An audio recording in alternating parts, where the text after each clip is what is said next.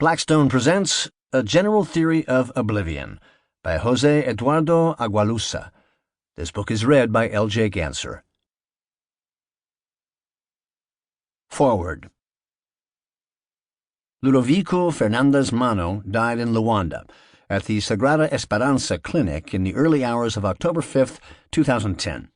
She was 85 years old. Sabalu Estavao Capitango gave me copies of 10 notebooks in which Ludo had been writing her diary in the first years of the 28, during which she had shut herself away.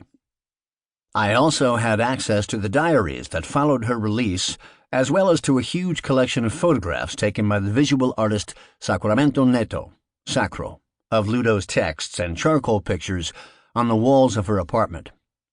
Ludo's diaries, poems, and reflections helped me to reconstruct the tragedies she lived through. They helped me, I believe, to understand her. In the pages that follow, I have made use of much of her first-hand account. What you will read is, however, fiction. Pure fiction. Our sky is your floor.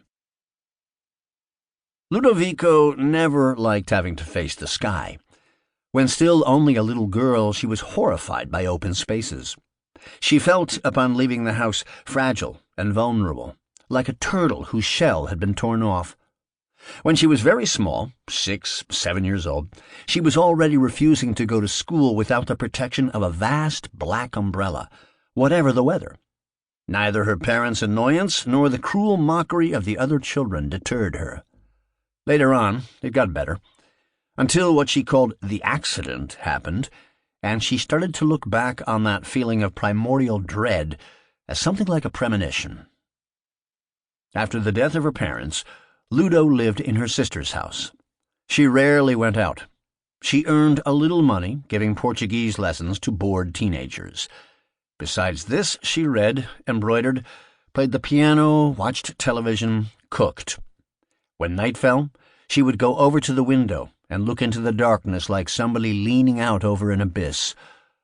Odette, irritated, shook her head. "What's the matter, Ludo? Scared of falling into the stars?" Odette taught English and German at the high school. She loved her sister. She avoided travel so as not to leave her by herself. She spent her holidays at home. Some of her friends praised her selflessness. Others criticized her for being excessively indulgent. Ludo couldn't imagine living alone, and yet she worried that she had become a burden. She thought of the two of them as Siamese. Sample complete. Ready to continue?